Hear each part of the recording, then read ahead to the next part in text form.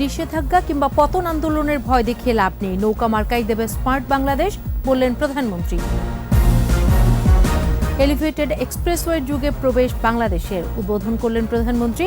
বাঁধভাঙা উচ্ছ্বাসে সাধারণ মানুষ। প্রশিক্ষণ কার্যক্রমের শুরু, জাতীয় নির্বাচনের প্রস্তুতি, কর্মকর্তাদের পেশাদারিত্বের সাথে দায়িত্ব পালনের তাগিদ। বাড়ছে নদ নদীর পানি, বিভিন্ন স্থানে বন্যার চোখ রাঙানি, প্লাবিত নিম্নাঞ্চলে দুর্ভোগ। এশিয়া কাপে কাল বাংলাদেশের প্রতিপক্ষ আফগানিস্তান, ম্যাচে জয়ের আশা সাকিবদের।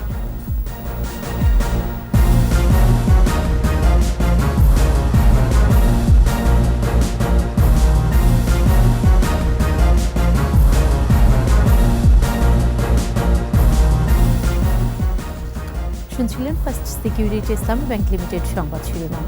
আমন্ত্রণ রাত 11টার 21 সংবাদে, সাথে আছি সোনিয়া স্নিগ্ধা। দর্শক, 21 টেলিভিশনের সংবাদ একই সাথে সরাসরি দেখতে পাবেন আমাদের ফেসবুক পেজ www.facebook.com/2124 অনলাইনে। এছাড়াও সংবাদে আরও থাকছে,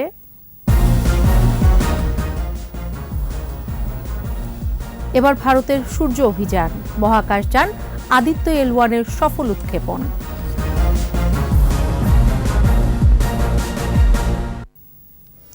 নৌকা মার্কায় স্মার্ট বাংলাদেশ দেবে, ঘোষণা দিলেন প্রধানমন্ত্রী শেখ হাসিনা। নিষেধাজ্ঞা কিংবা পতন আন্দোলনের ভয় দেখিয়ে লাভ নেই উল্লেখ করে উন্নয়ন অগ্রযাত্রায় অপ্রতিরোধ্য গতিতে বাংলাদেশকে এগিয়ে নেবার আহ্বান জানান বঙ্গবন্ধু কন্যা। ঢাকা এলিভেটেড এক্সপ্রেসওয়ের উদ্বোধনী অনুষ্ঠানে এসব কথা বলেন প্রধানমন্ত্রী। বিস্তারিত জানাচ্ছেন আকবর হোসেন সুমন। রাজধানীর কাওলা প্রান্তে ঢাকা এলিভেটেড এক্সপ্রেসওয়ের উদ্বোধন শেষে আগারগাঁওয়ের সুধী সমাবেশের মঞ্চে উপস্থিত হন প্রধানমন্ত্রী শেখ হাসিনা। মাত্র 10 মিনিটে 11.5 কিলোমিটারের এই দীর্ঘ পথ নির্বিঘ্নে পাড়ি দিয়ে স্মার্ট বাংলাদেশের সাফল্যের মুকুটে যুক্ত করেন আরও একটি পালক। মঞ্চে ছোট বোন শেখ রেহানাকে সঙ্গে নিয়ে ঢাকা এলিভেটেড এক্সপ্রেসওয়ের ফলক উন্মোচন করেন বঙ্গবন্ধু কন্যা প্রধানমন্ত্রী শেখ হাসিনা। বাংলাদেশের নিরবচ্ছিন্ন উন্নয়নের নেপথ্যে জনগণের সমর্থন এবং সরকারের ধারাবাহিকতার কথাই তুলে ধরেন প্রধানমন্ত্রী। 2009 সাল থেকে যে গণতন্ত্র এবং মানুষের ভোটের অধিকার আমরা নিশ্চিত করে জনগণের ভোটে ক্ষমতা এসে একটা গণতান্ত্রিক স্থিতিশীলতা পরিবেশ রাখতে পেরেছি, তার কারণেই আজকে বাংলাদেশের এই উন্নয়ন। সরকার পতনের আন্দোলন কিংবা নিষেধাজ্ঞায় অগ্রযাত্রা দাবায় রাখতে পারবে না বলেও জানান সরকার প্রধান। আজকে যারা আন্দোলনের নামে রোজই ক্ষমতা থেকে আমাদের ফেলে দিচ্ছে, আমি আপনাদেরকে বলতে চাই, যারা এখানে উপস্থিত সকলকে আমি বলবো, সেটা আমি কবির ভাষায় বলবো, মেঘ দেখে করিস নে ভয়, আড়ালে তার সূর্য হাসে, হারা শশীর হারা হাসি অন্ধকারেই ফিরে আসে। মেঘের ঘনঘটা আমরা দেখি, আবার তারপর তো সূর্য ওঠে। কাজে ওই ভয় দেখিয়ে কোনো লাভ নেই। ভয়কে জয় করে বাংলাদেশের জনগণ তার উন্নয়নের অগ্রযাত্রায় অপ্রতিরোধ্য গতিতে এগিয়ে যাবে। উজান শেষে তীরে এসে নৌকা যেমন জনগণের কল্যাণে কাজ করেছে, তেমনি গড়বে স্মার্ট বাংলাদেশ। নৌকা সারা জীবন উজান ঠেলে ঠেলেই এগিয়ে গেছে, ঝড় ঝঞ্ঝা পাড়ি দিয়েই নৌকা আজকে তীরে থেকে জনগণের উন্নয়নে কাজ করে যাচ্ছে। নৌকা মার্কা স্বাধীনতা দিয়েছে, নৌকা মার্কা অর্থনৈতিক উন্নতি দিয়েছে, নৌকা মার্কা ডিজিটাল বাংলাদেশ দিয়েছে, নৌকা মার্কাই স্মার্ট বাংলাদেশ আমাদের দেবে।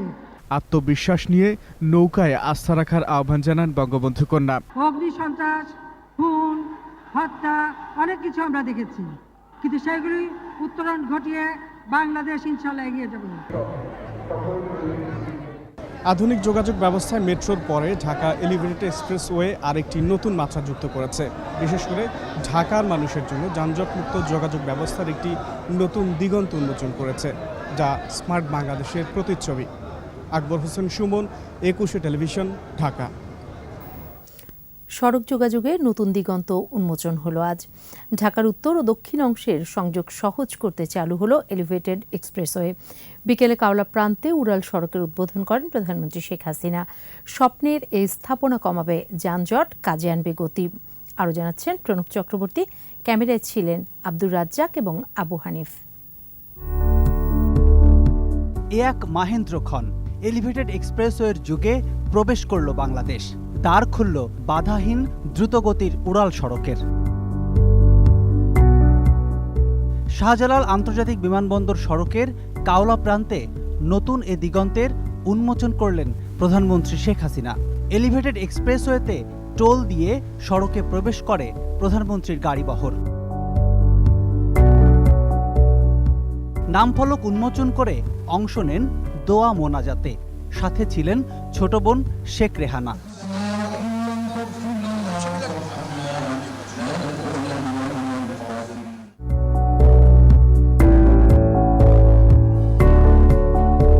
পরে এলিভেটেড এক্সপ্রেসওয়েতে এগুতে থাকে প্রধানমন্ত্রীকে বহনকারী গাড়ি। বিমানবন্দর কাকলী মহাখালী ছাড়িয়ে ফার্মগেট গিয়ে নামে প্রধানমন্ত্রীর গাড়িবহর। বিমানবন্দর থেকে ঢাকা চট্টগ্রাম মহাসড়কের কুতুবখালী পর্যন্ত যেতে যেখানে সময় লাগত ঘন্টার পর ঘন্টা, সেখানে পৌঁছে যাওয়া যাবে মাত্র ২০ মিনিটে।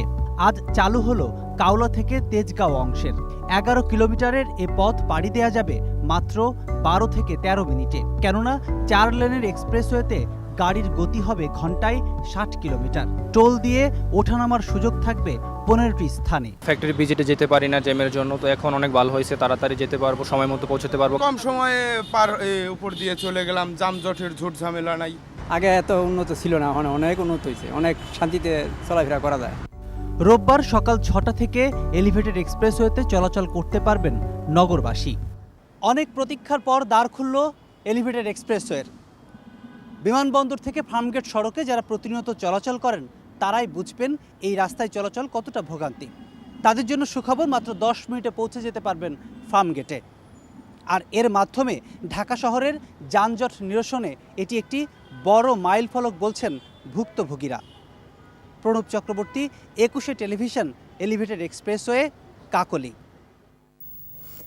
এলিভেটেড এক্সপ্রেসওয়ে উদ্বোধনে আওয়ামী লীগ নেতাকর্মীদের পাশাপাশি বাঁধভাঙা উল্লাসে মেতেছে সাধারণ মানুষ। তারা বলছেন এক্সপ্রেসওয়ে বর্তমান সরকারের উন্নয়ন অগ্রযাত্রার অনন্য নিদর্শন। মাহমুদ হাসানের প্রতিবেদন। এলিভেটেড এক্সপ্রেসওয়ের উদ্বোধন ঘিরে উচ্ছ্বসিত সাধারণ মানুষ এবং আওয়ামী লীগ নেতাকর্মীরা। সময়ের আগেই সভাস্থলে পৌঁছান তারা। এক্সপ্রেসওয়ের মাধ্যমে একদিকে যেমন কমবে রাজধানীর যানজট, তেমনি খুব কম সময়ে এক স্থান থেকে যাওয়া যাবে অন্য স্থানে। নেতাকর্মী ও সাধারণ মানুষ বলছেন এটি আওয়ামী লীগ সরকারের উন্নয়ন অগ্রযাত্রার অনন্য নিদর্শন। আমাদের নেতাকর্মীদের মধ্যে ঈদের মতন আনন্দ যে বাংলাদেশে এই দেশ স্বাধীন হওয়ার পরে শেখ হাসিনা যে উন্নয়ন করেছে, এই উন্নয়ন কোনো সরকার পারেনি। এলিভেটেড এক্সপ্রেস যে মেগা প্রজেক্টটি চালু হচ্ছে, আমরা গর্ববোধ করি, আমরা আনন্দবোধ করি।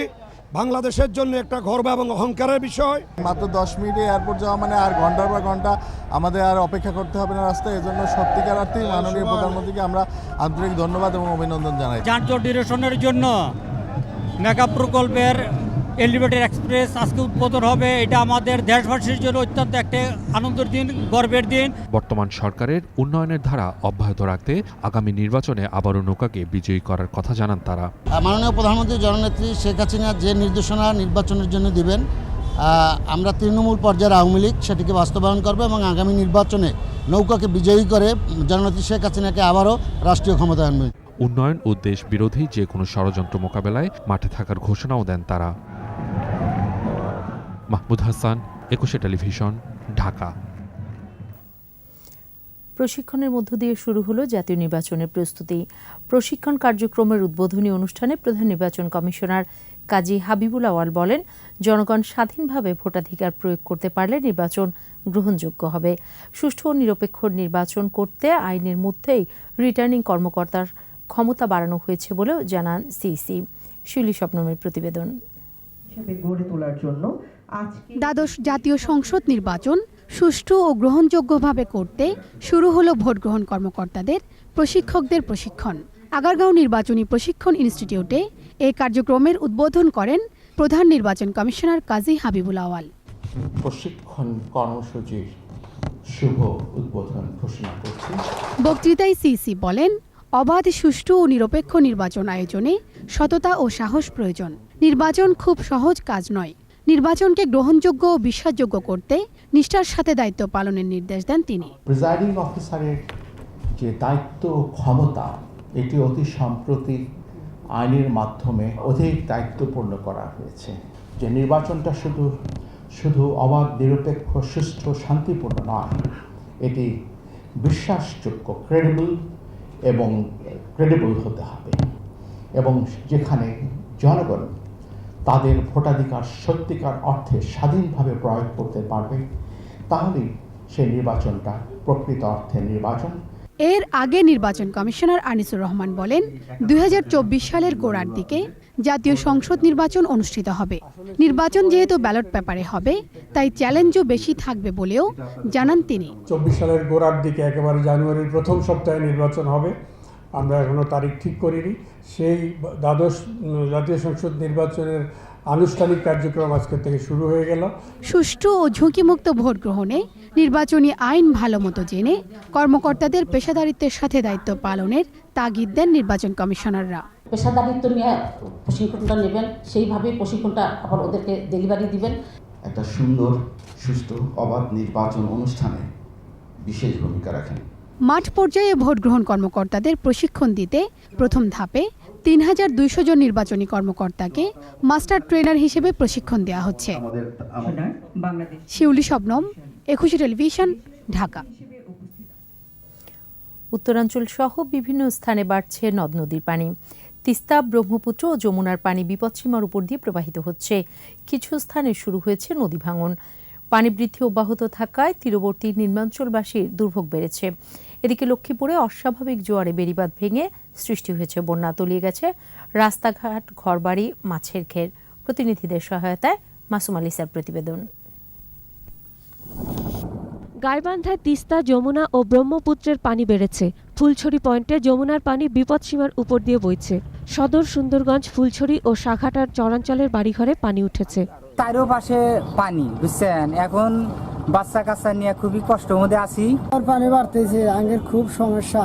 কুড়িগ্রামের উজানে ভারী বৃষ্টিপাত কমে যাওয়ায় তিস্তা, ধরলা ও দুধকুমার নদীর পানি কমতে শুরু করেছে। তবে ব্রহ্মপুত্র অববাহিকার নিম্নাঞ্চলের বাড়িঘরে এখনও পানি জমে আছে, তলিয়ে আছে রাস্তাঘাট। জেলার প্রায় 5,500 হেক্টর জমির আমন ক্ষেত তলিয়ে গেছে।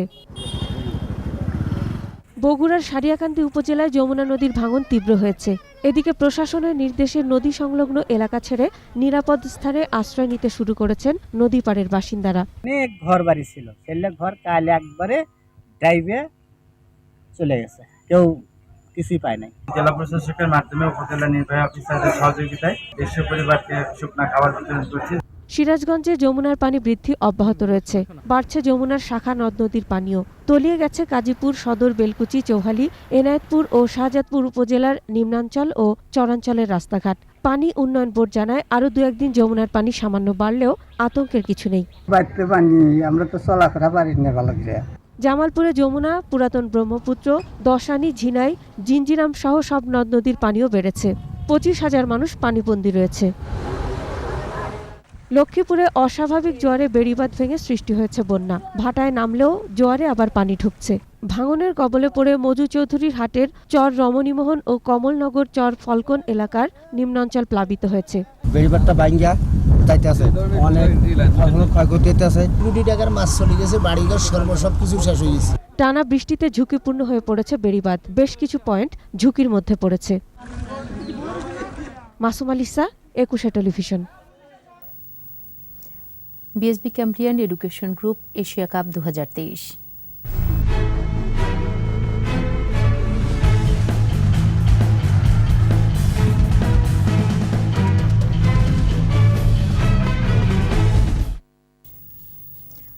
এশিয়া কাপে টিকে থাকার লড়াইয়ে কাল আফগানিস্তানের বিপক্ষে মাঠে নামছে বাংলাদেশ। প্রথম ম্যাচ লঙ্কানদের কাছে হারায় এই ম্যাচটি এখন টাইগারদের কাছে নকআউট। 14 বছর পর পাকিস্তানের মাটিতে প্রথম আন্তর্জাতিক ম্যাচে জয়ে চোখ রাখছে সাকিবরা। একাদশেও আসতে পারে একাধিক পরিবর্তন। এদিকে আফগানরা এই ম্যাচে নিজেদেরকে ফেভারিট ভাবছেন। স্বাভাবিকভাবে জয় দেখছে রশিদ খানরা। আকাশুজ্জামানের রিপোর্ট। এশিয়া কাপের শুরুতেই হোঁচট খেয়েছে বাংলাদেশ। লঙ্কানদের বিপক্ষে দায়িত্বজ্ঞানহীন ব্যাটিংয়ে হারতে হয়েছে টাইগারদের।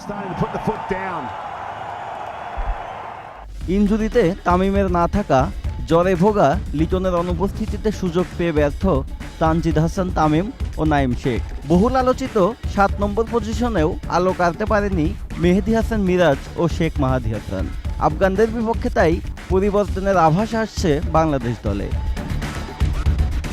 টুর্নামেন্টে টিকে থাকতে জয়ের বিকল্প আর কিছুই নেই বাংলাদেশের সামনে। সাম্প্রতিক ফর্ম দুশ্চিন্তার কারণ।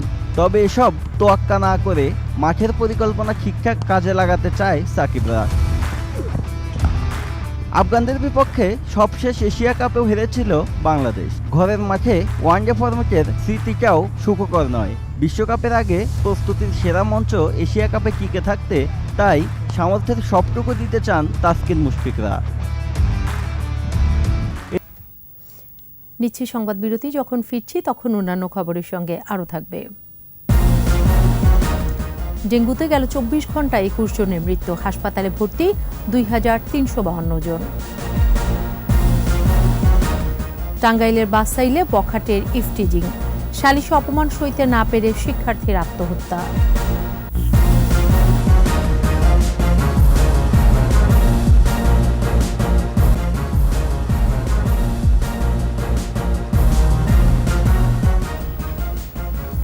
আবারও আমন্ত্রণ রাত 11টার 21 সংবাদে। ডেঙ্গুতে আক্রান্ত হয়ে গেল 24 ঘন্টায় মারা গেছেন 21 জন। হাসপাতালে নতুন রোগী ভর্তি হয়েছে 2352 জন। এ নিয়ে চলতি বছরে ডেঙ্গু আক্রান্ত হয়ে মারা গেছে 618 জন।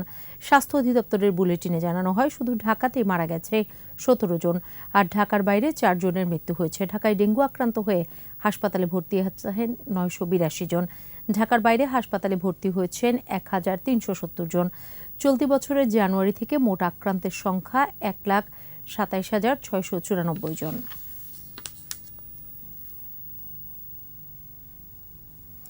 সিঙ্গাপুরে জাতীয় পার্টির মহাসচিব মোহাম্মদ মুজিবুল হক চুন্নুর সঙ্গে বৈঠকের খবরকে নোংরামি বলে মন্তব্য করেছেন বিএনপি মহাসচিব মির্জা ফখরুল ইসলাম আলমগীর।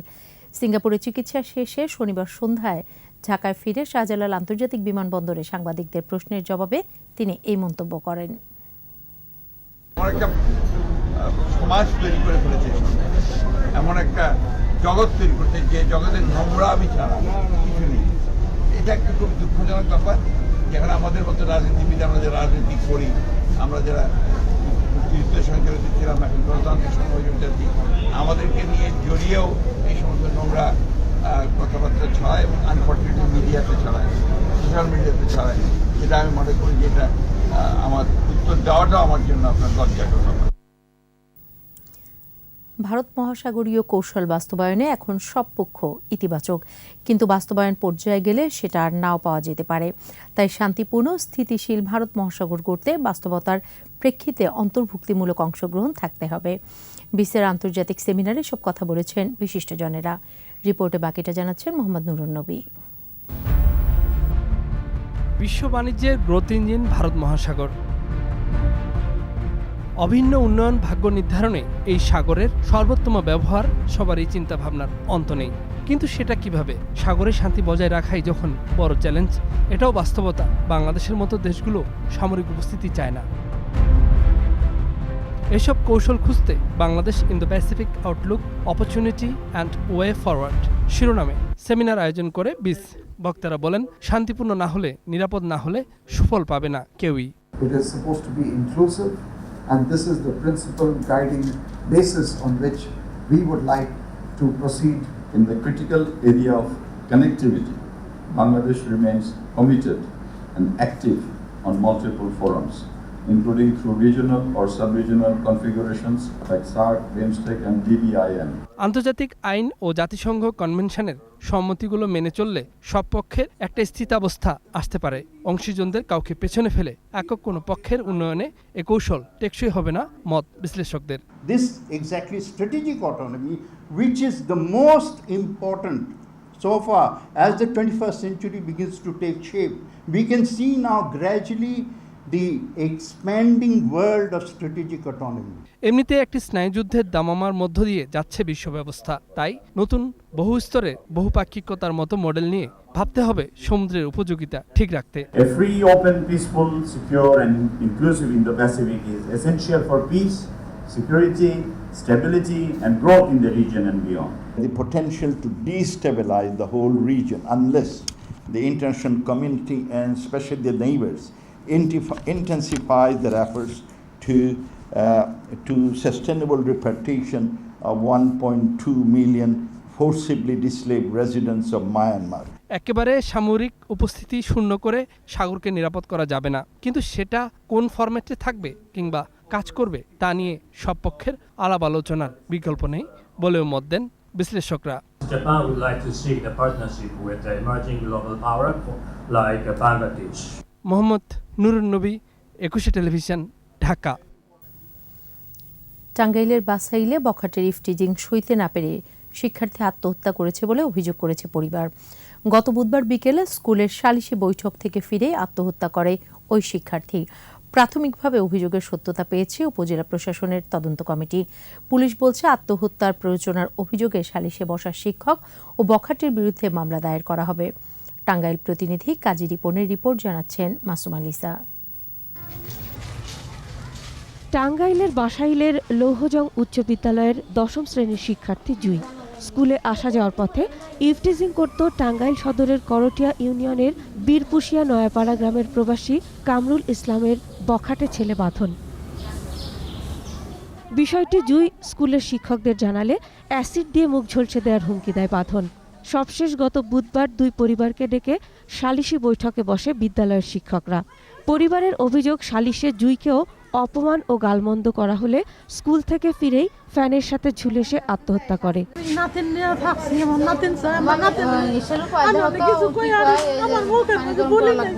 তারা স্কুলে ডেকে নিয়ে বিচার করছে, বিচার করার পরে মেয়ে কষ্ট সহ্য না করে যে আমি কিছু করি নাই, আমি তার জীবন রাখবই না, ও এই জন্য আত্মহত্যা করছে। আর এমন বিচার চাই যাতে কোনো মার সন্তান বুকেতে না হারায়।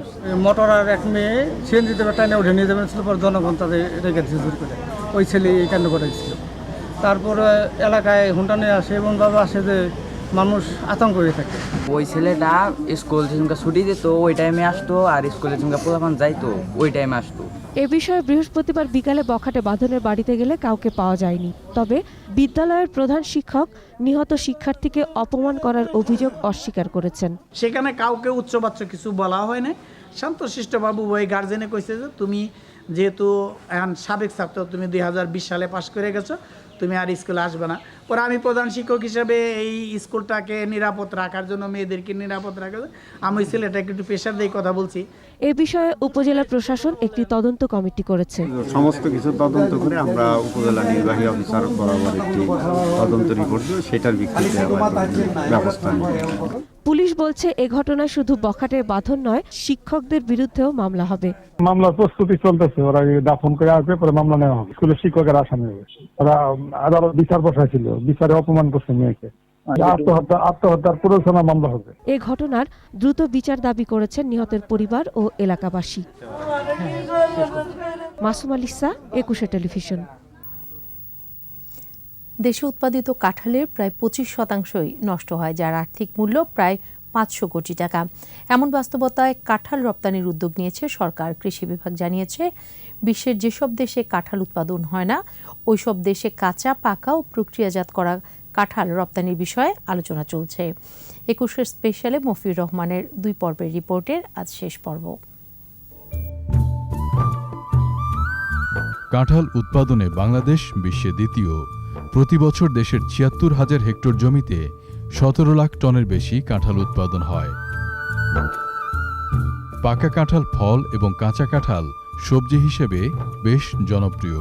তবুও বছরে উৎপাদিত কাঁঠালের প্রায় 25%ই পচে নষ্ট হচ্ছে, যার আর্থিক মূল্য প্রায় 500 কোটি টাকা। কৃষি সম্প্রসারণ অধিদপ্তর বলছে, ইউরোপ আমেরিকার বিভিন্ন দেশে বাংলাদেশের কাঁঠালের ব্যাপক চাহিদা রয়েছে, তাই বাণিজ্যিকভাবে কাঁঠাল রপ্তানি করতে চায় সরকার। ইতোমধ্যেই আমদানিকারক ও রপ্তানিকারকদের সাথে বেশ কয়েক দফায় আলোচনাও হয়েছে। ফুড অ্যান্ড এগ্রিকালচার অর্গানাইজেশন, যেটা ওয়ার্ল্ড ব্যাপী একটা প্রতিষ্ঠান, আমাদের one country one priority product আমরা কাঁঠাল নির্বাচন করেছি বাংলাদেশে। 12টা দেশের প্রায় 40-45 জন লোক এসে কাঁঠালের এরিয়াটা ভিজিট করে গেছেন এবং এখানে সেমিনারও হয়েছে। সারা বিশ্বে কীভাবে বাজারজাত করা যায়, নিজেরাও কিভাবে খেতে পারে, বহুবিধ ব্যবহার, যেটা ইচড়, প্রক্রিয়াজাত, ফ্রেশ পাকা কাঁঠাল সব মিলে এটা আমাদের অপার সম্ভাবনা আমরা সামনে দেখতে পারছি। তিনি বলেন, দেশে প্রচুর কাঁঠাল উৎপাদন হলেও এগুলোর আকারে ব্যাপক ভিন্নতা রয়েছে। জাতভেদে কাঁঠালের ওজন 5 থেকে 6 কেজিতে উন্নীত করতে চলছে গবেষণা। পাশাপাশি কুয়া কিছুটা শক্ত করতেও কাজ করছেন বিজ্ঞানীরা। কৃষি সম্প্রসারণ অধিদপ্তর আমাদের 72টা হর্টিকালচার সেন্টার আছে, সেখানেও বলেছি মাতৃবাগান করতে হবে প্রমাণ সাইজে, যেটা 5 কেজি 6 কেজি হয় বা 4 কেজি হয় এবং রেগুলার হয়, দেখতে ভালো দেখা যায়, আঠা কম এবং একটা কচকচে স্বাদ আসে, এই ধরনের কাঁঠাল। আর আমাদের দেশীয় যে জাতগুলি আছে, ইচড়ের জন্য আমরা সিলেকশন করব যে কোনটা ইচড়ের জন্য ভালো। ওয়ার্ল্ডের সব দেশ জানবে যে বাংলাদেশের কাঁঠাল হচ্ছে special. Vietnam, Malaysia, Thailand, Sri Lanka, Bharat সহ আরও বেশ কিছু দেশ প্রক্রিয়াজাত করে পাকা ও কাঁচা কাঁঠাল রপ্তানি করে। সংশ্লিষ্টরা বলছেন, বাংলাদেশ থেকেও বিপুল পরিমাণ কাঁঠাল রপ্তানি করে বৈদেশিক মুদ্রা অর্জন সম্ভব। এক্ষেত্রে প্রক্রিয়াজাতকরণ শিল্পে বিনিয়োগের পাশাপাশি চাষিদের প্রশিক্ষণ জরুরি। মফিউর রহমান, 21 টেলিভিশন, ঢাকা। নিচ্ছি সংবাদ বিরতি। যখন ফিরছি তখন অন্যান্য খবরের সঙ্গে আরও থাকবে। অপেক্ষার অবসান, নভেম্বরে উন্মুক্ত হচ্ছে চট্টগ্রামের এলিভেটেড এক্সপ্রেসওয়ে। যুক্তরাষ্ট্রে পুলিশের গুলিতে অন্তঃসত্ত্বা কৃষ্ণাঙ্গ নারী নিহত, দেশজুড়ে নিন্দা প্রতিবাদ।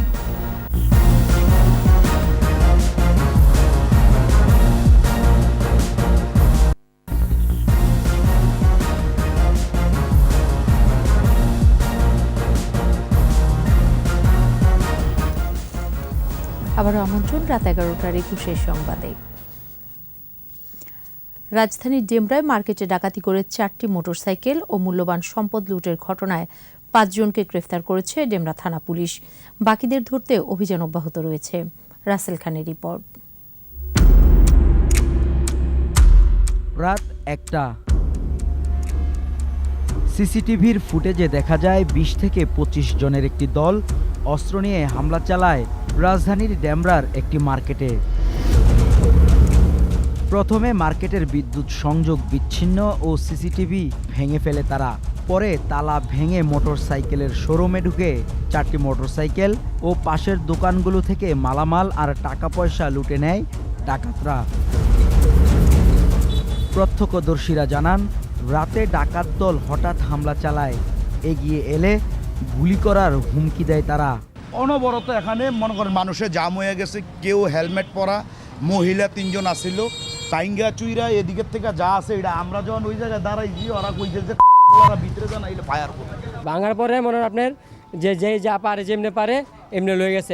এই ঘটনায় ডেমরা থানায় মামলা করেছেন ভুক্তভোগীরা। সবকিছু হারিয়ে এখন তারা নিঃস্ব। বাসা যাওয়ার পর শুনি এই ঘটনা, এখানে এসে ভাঙচুর করে আপনার এই দোকানের যতগুলি দোকান আছে সবকটা দোকান থেকে মালটা লুট করে নিয়ে যায়। আমার প্রায় 9 লক্ষ টাকার মতো মাল ছিল, আর ক্যাশ টাকা ছিল আপনার, ক্যাশের ভিতরে 50,000 টাকা ক্যাশ ছিল।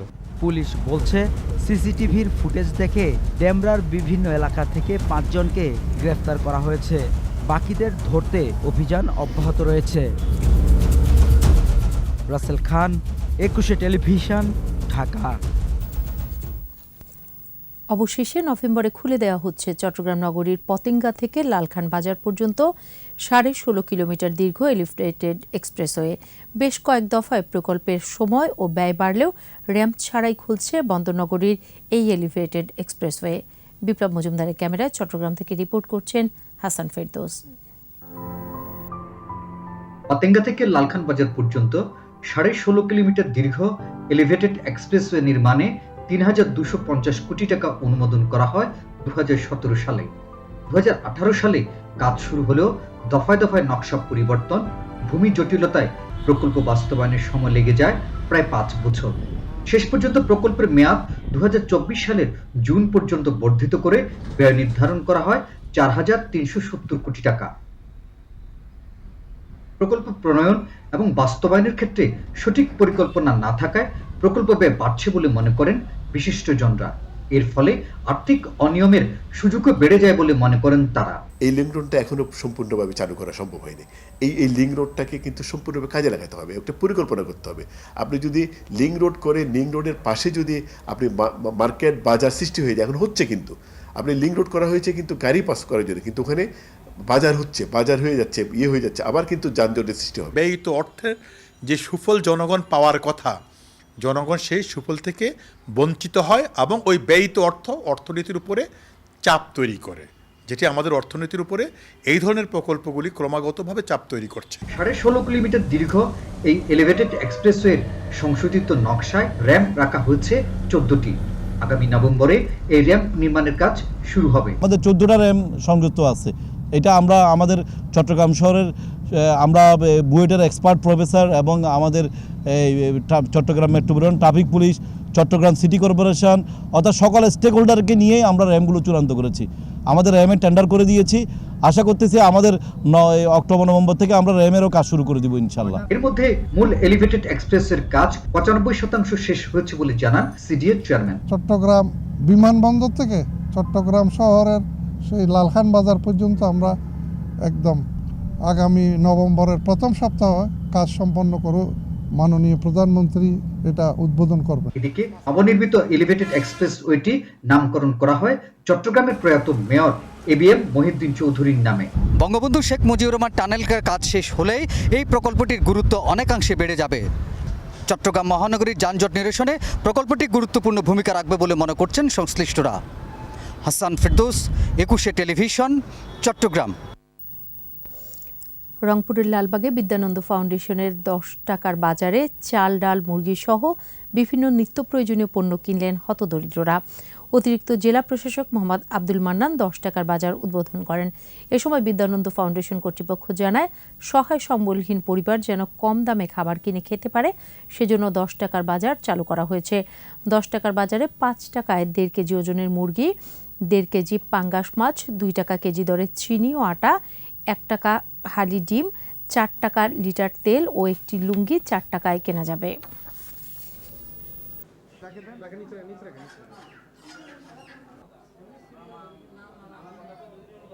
আজকে আমরা মুরগি কিনলাম, এতদিন আমরা মুরগি খাই নাই, মুরগি মাছ আমরা কিছু খাইতে পাই না। তেল পাচ্ছি 4 টাকা, মুরগি 5 টাকা, এরকম আর কি। আমরা এখানে অনেক সস্তা পাচ্ছি জন্য আমরা আর কি এখানে বাজার করতে আসছি। রাজশাহীর চারঘাটে ফার্মার স্কুলের কৃষক, কৃষানী ও শিক্ষার্থীদের মাঝে গাছের চারা বিতরণ ও বৃক্ষরোপণ কর্মসূচি পালন করা হয়েছে। বেসরকারি সংস্থার উদ্যোগে চারঘাটে সরদাহ ইউনিয়নে 500 কৃষক, কৃষানী ও 5টি স্কুলে শিক্ষার্থীদের মাঝে গাছের চারা বিতরণ করা হয়। এ সময় 5টি স্কুলে বৃক্ষরোপণও করা হয়। কর্মসূচির উদ্বোধন করেন চারঘাট উপজেলা নির্বাহী কর্মকর্তা সোহরাব হোসেন। এ সময় Sardah UP chairman, সিনজেন্টার business stability বিভাগের পরিচালক মাহিদুল ইসলাম সহ কর্মকর্তারা উপস্থিত ছিলেন।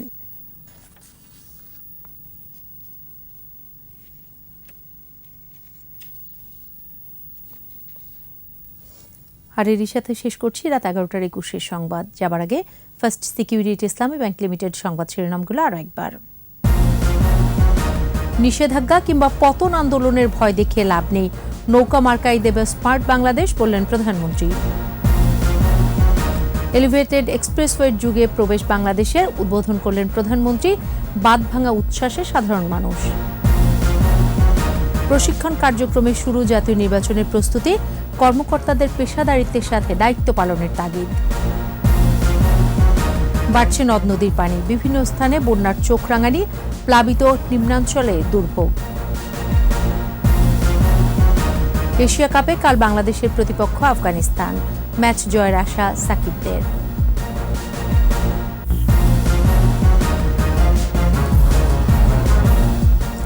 সর্বশেষ খবর জানতে ডায়াল করুন 2021 নম্বরে, আর ভিজিট করুন ekushe-tv.com ওয়েবসাইটে। এছাড়া ফেসবুকে ভিজিট করতে পারেন facebook.com/ekushe24 অনলাইনে। পরের সংবাদ রাত 1টায় দেখার আমন্ত্রণ রইল।